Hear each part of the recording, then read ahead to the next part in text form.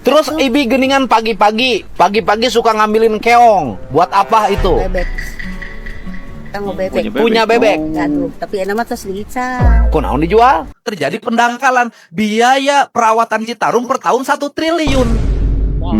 Daripada pagi-pagi datang, kumpul gerombolan, dipoto, dikirim fotonya, berarti sudah menunaikan tugas share.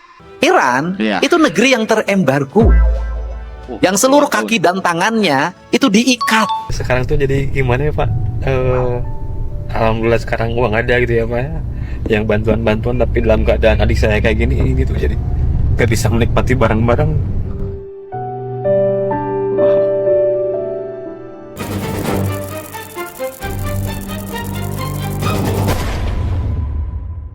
Halo lagi. Kembali lagi bersama gua Adi Cipta dan Gua Oki Rafli. seperti biasa kita bakal melihat video yang sedang viral. Ada apa aja sih di media sosial? Ya, tapi sebelum itu kalian yang belum subscribe dulu sekarang juga. Dan jangan lupa untuk like video ini dan video lainnya. Tanpa lama-lama, kali ini ada berita apa Bang Adi? Kemarin kadang baru aja ketemu sama mama yang kerja di sawahnya, tapi ternyata emak ini sangat hebat sekali. Oh, Masya Allah. Hebatnya kayak gimana? Kita lihat sama-sama ya. Let's play. Inilah pelajaran berharga dari orang desa. Nah, kali ini KDM jalan-jalan di sawah buat nengokin padinya. Di situ KDM ketemu sama seorang emak yang lagi asik bersihin rumput. Nah, pas ditanya sama KDM, ternyata emak ini hidupnya hebat banget. KDM bahkan sampai bantuin si emak buat benerin rumahnya yang mau roboh. Ya, Masya acan. Ieu teu acan. Ibi teu eureun-eureun. Nuhun. Digawe di abdi. Geus aya saburabulan. Pesami. Teureun-eureun kunaon Ibi dipake we ku kuring. Duka teh. Kulantaran Ibi mah daekan. Datangnya paling pagi, pulangnya paling sore. Kenapa Ibi dibanding yang lain lebih rajin? Terang. Da di bumi tepugu pan bada di damel. Anak Ibi 6-6-nya sekolah. Polos ya, Sekolah. empunya juga ya. Sekolah. SMA dugi ke SMA Ya apa? semuanya sekolah SMA. Nuhun. Hebat. Ke SMA. Menghidupinya dari naon? Dari apa? Ieu weh. Hah? Aya ngulikeun ngaramet aing teu ngaramet icalan kitu sok ngadamel aya dodol aya gegeplak mate aing teu ngadamel ka bapak kieu mah Juga jualan di mana? diiderkeun Keliling. nuhun di Jadi Sumedaya nyekolahin anak 6 sekolah itu Ibi teh itu nuhun. keliling. Terus Ibi geningan pagi-pagi suka ngambilin keong. Buat apa itu? Bebek tanggo bebek Punya bebek. aduh tapi enak mah tos lica Kunaon dijual? apaan itu bumi balocor talangna Ya Allah. sirup manten di Jadi memperbaiki rumah jual bebek. nuhun. Wow, ini menarik sih ya. Karena si emak ini kan Iya. menjual bebeknya untuk bener rumah, sedangkan banyak orang yang menurut gue ya Berteriak-teriak, betul, minta bantuan. ini minta itu, padahal Iya. dia punya penghasilan yang mungkin gitu, bisa dibilang kayak UMR kayak gitu ya. Betul. Pasti lebih dari ibu ini mungkin ya.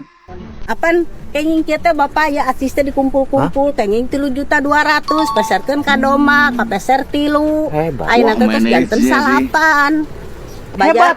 Asalnya 3 Keren. ekor. Jadi kulit dari saya itu dikumpulin. Belilah 3.200.000 3 ekor. Jadi satu ekornya 1 juta. 1 juta Jadi kalau di kampung tuh asal mau, asal punya keinginan, nuhun asal rajin, hidup nggak akan susah. Aing ngomean imah sabarahaeun itu. nya kana 30-an begitu 30 juta. itu na luhurna bade rayon kitu teh Kalau 30 juta imahna apik, rapi. nuhun Jadi rencana mau bangun rumahnya kapan, memperbaiki rumahna teh? aduh kairah gaduh rezekina we Pak Yang geus kieu ayeuna mah sing jongjon ngaramet ya. Jongjon terus ngingu domba terus ya. Kukuring dibantu ngamomean imahna 40 juta. Wow. Tong cerik. Wow. Tong cerik. Yang hebatnya si ibu ini tuh menurut gue, dia tuh kerjanya berangkat pagi kan tadi ya, Betul. terus pulang itu paling sore. Paling gitu. sore. Sedangkan ya ada beberapa oknum pejabat ya, ada yang di ASN gitu kan, ASN datangnya tuh. siang, pulangnya masih siang. Siang juga. Aduh, ada yang cuma absen doang. Aduh, banyak formalitas ya di sana ya. Kita lanjutkan lagi dah. Let's play. Kita ini pengen kaya tapi nggak pernah ngurus. Pengen wisatanya naik tapi nggak diurus. Ya gimana? Nah, Saya tadi waktu begitu masuk, itu panggil dulu kepala Hutbun. Kenapa? Ada salah menu yang dibuat oleh PTPN. Di daerah Ciater diizinkan ditanamin tebu. Saya bilang salah. Nggak bisa. Saya sampai pada ngambil keputusan, udah deh. Itu kan udah store, terus dibilang pengusahanya udah bayar 1 miliar ke PTPN uang sewa. Udah deh, saya yang bayar. Tarik. Saya begitu pacarannya. Setelah itu apa? Yang 100 hektar tanamin lagi teh. Emang teh oke? Ngomong teh bilang rugi nggak ada masalah. Saya katakan teh boleh rugi, tapi dia konservasi. Kenapa? Nah. Kalau nggak ada teh itu hotel di puncak nggak akan laku. Itu kalau nggak ada teh, hotel di Lembang di Ciater nggak akan laku, nggak akan. Nah setelah itu apa lagi? Dia menahan tanah, kemudian menahan air. Kan saya harus menjaga sumber air yang mengalir. Kan nanti berdampak pada industri yang dihilir. Kan ngomong air. Kita ngomong air tiap hari, tapi apa? Tapi hulu sungainya dihancurin. Gunung Wayang, Gunung Windunya dihajar, kemudian dibagi-bagi. Kemudian peruntukannya bukan untuk hutan, untuk perkebunan. Perkebunannya sayur. Loh, saya bilang, boleh ngitung ini berapa teh di sini untungnya, tapi implikasi terhadap itu pada Citarum terjadi pendangkalan. Biaya perawatan Citarum per tahun 1 triliun. Wow. Daripada ngerukin Citarum tiap tahun, lebih baik rubah kebun sayur itu jadi kebun teh kembali. 1, pariwisata akan meningkat. 2, air akan terjaga. 3, longsor tidak akan terjadi. 4, banjir akan tercegah. Setelah itu nanti Citarum aman. Wow. Nanti Citarum mengalir apa? Tarum Barat, Tarum Timur. Melahirkan apa? Nanti ketahanan pangan. Di mana? Bekasi, Kerawang, Indramayu, Cirebon. Ingin?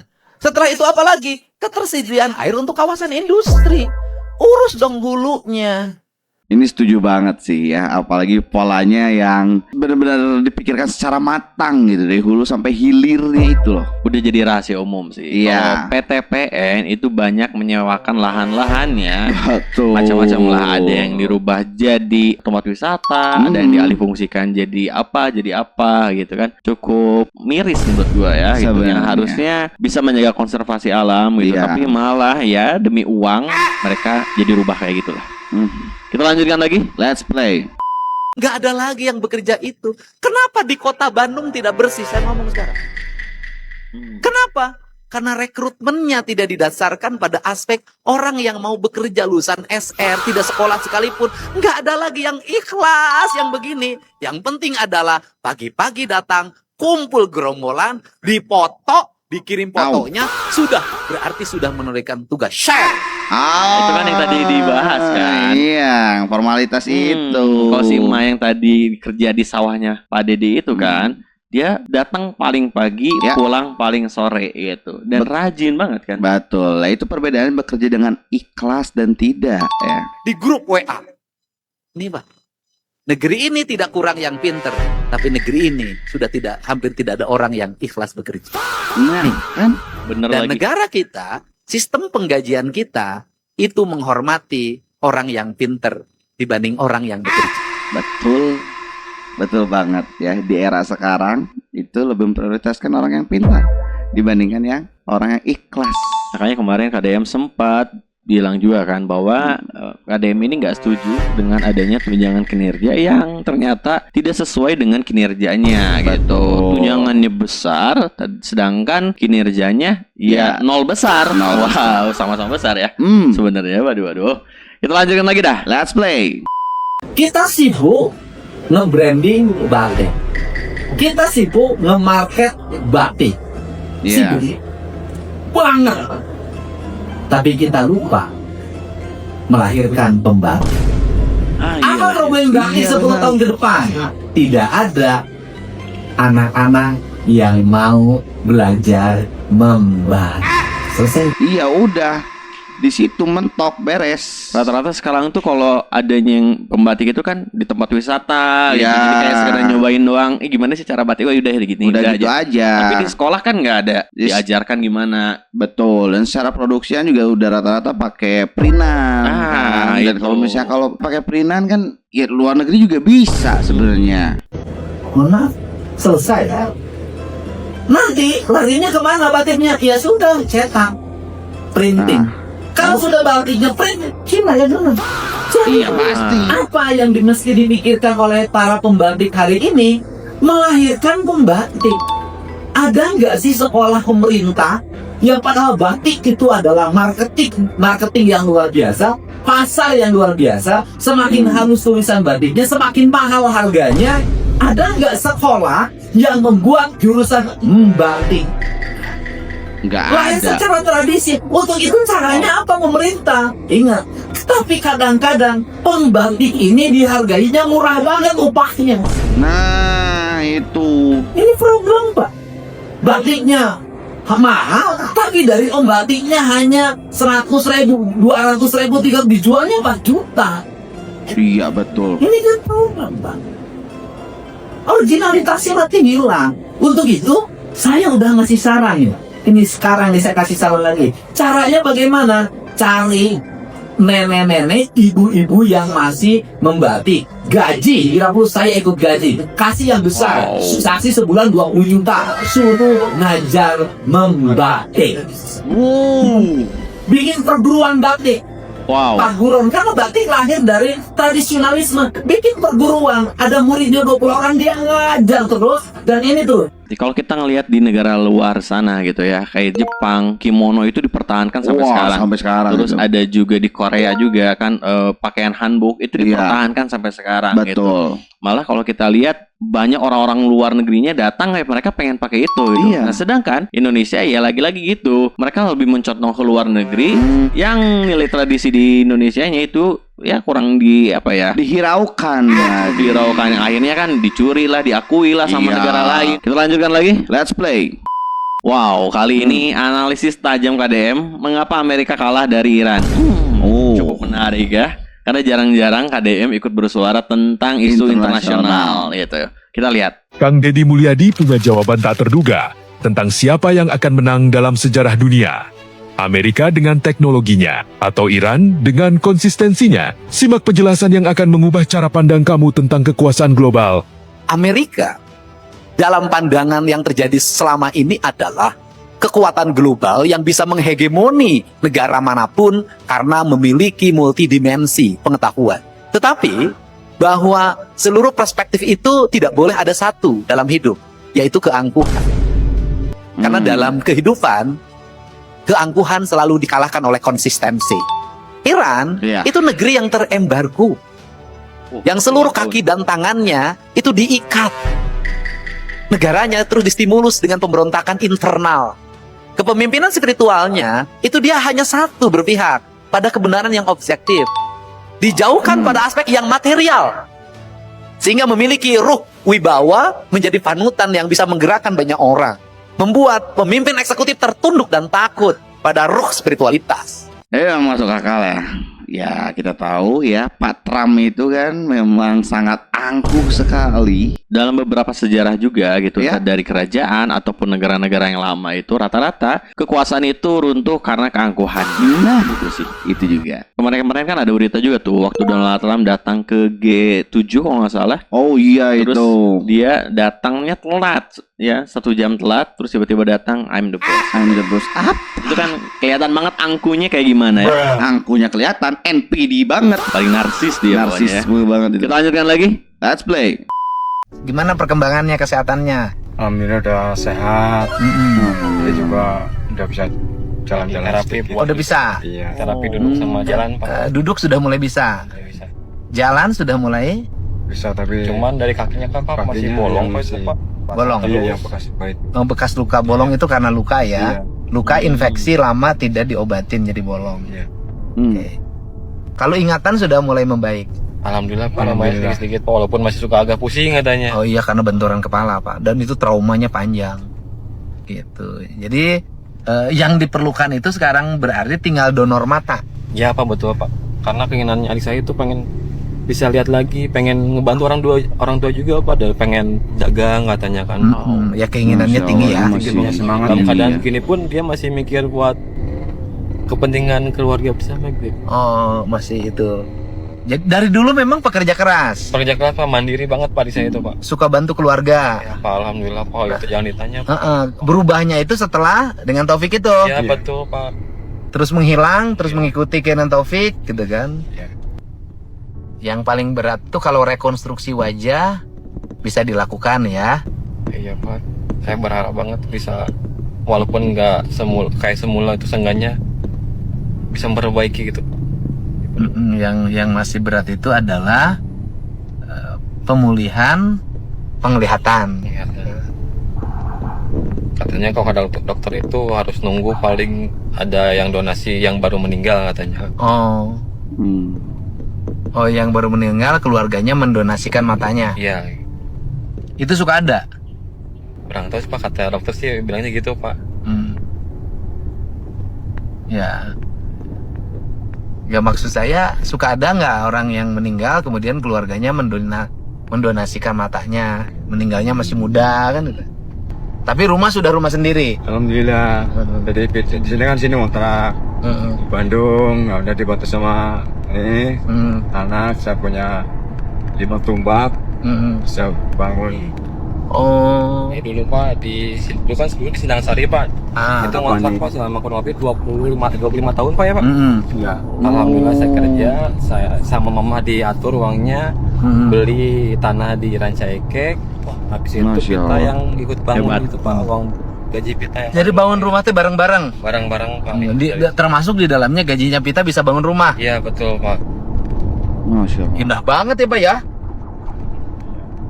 Ya indah banget.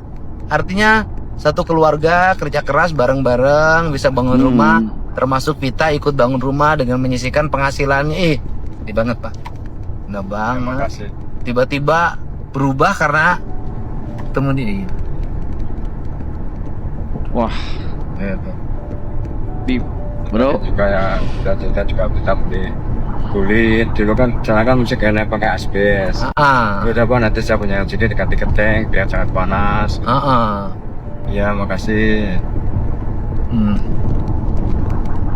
Ya sekarang bisa ngeganti genteng, tapi Pitanya sudah polisi sakit.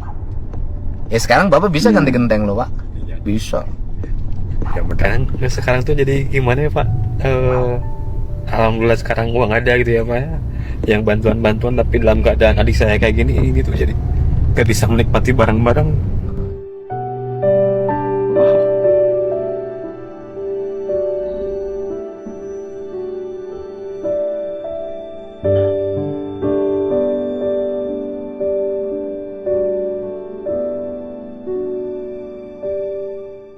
Ya itulah ya. Walaupun saat ini kondisi secara materi sungguh berlimpah, tapi karena kondisi korban seperti itu, ya pihak keluarga pun tidak bisa menikmati bersama. ya kita doakan saja semoga keluarga dari Yuvita ini kembali bahagia lagi. Amin. Dan yang pasti kita harus kawal terus kasus ini biar diusut sampai tuntas ya. Betul. Kita lanjutkan lagi video lainnya. Let's play. Besok saya akan mengeluarkan surat edaran. Intinya adalah instruksi pada seluruh jajaran RT RW, walaupun itu kewenangannya di bawah Bupati Wali Kota, untuk segera membuat sistem data di RT RW-nya masing-masing. Setiap pemilik kos, rumah kontrakan, setiap orang datang ke situ harus difoto, dilampirkan KTP-nya, disetorkan ke sistem data yang ada di RT dan RW. Ini akan memudahkan karena bukan hanya persoalan ini, persoalan kejahatan terorisme segala macam bisa terjadi karena dan sering ditangkap di tempat-tempat kontrakan. Ini kan penting. Ya, betul banget Nah, sih. ini penting banget ya untuk menjaga ada orang-orang yang mungkin di ranah kriminalitas, contoh teroris atau yang kemarin Taufik yang paling baru gitu kan. Jadi bisa terdata gitu. Betul, karena kalau kita jangan jauh-jauh lah, kita perhatian di RW kita sendiri aja gitu ya. Antar RT 1, RT 2, RT 3 dan RT yang lainnya itu ketua RT-nya beda-beda karakternya gitu. Ada yang memang peduli sama rakyatnya, ada yang sibuk kerja banget. Jadi sebenarnya Pak RT-nya nggak ada yang cuma istrinya, kayak gitu-gitulah. Ada juga yang formalitas doang. Nah, ada juga yang kayak gitu. Jadi gue juga yakin di Jawa Barat ini tiap ketua RT itu pasti beda-beda gitu. Nah, fungsi tujuannya dari surat edaran ini biar aturan sistemnya itu jelas. Jadi semua mau nggak mau ya harus melakukan seperti itu. Nah, gitu. itu Sebagai antisipasi untuk kedepannya. Kali ini kita bakal bacain komentar yang ada di video sebelumnya. Komentar dari Usman Balax 3950. Komnas nggak ada fungsinya, bubarin aja percuma. Nah, iya. Karena banyak kasus banget ya. Entah itu yang ada di KPAI, Komnas HAM atau Komnas Perempuan, itu terkadang beberapa korbannya bukannya dilindungi malah katanya dianggap wajar aja. Wajar itu. Ada juga bahkan yang pelakunya malah dibela itu. Nah, ini aneh, memang udah cukup janggal sekali. Apa ya. yang terjadi ya? Gue juga bingung. Dan ini ada komenan selanjutnya dari Ibon Saputra 8237. Komnas Perempuan harus dipecat sekarang juga. Pecat secara tidak hormat. Iya, itu setuju. Karena dari kasus Yovita Tri Rezeki ini, ya dengan kondisi beliau seperti itu masih bisa disebut bukan penyiksaan. Kan itu udah aneh. Udah aneh banget ya. Semoga dari Bang Hotman Paris juga itu didengar ya. Hotman Paris kan bilang minta hari Senin itu ibu yang ngomong itu langsung dipecat. Terima kasih banyak yang sudah nonton dari awal sampai akhir. Sampai berjumpa di video berikutnya. Bye bye.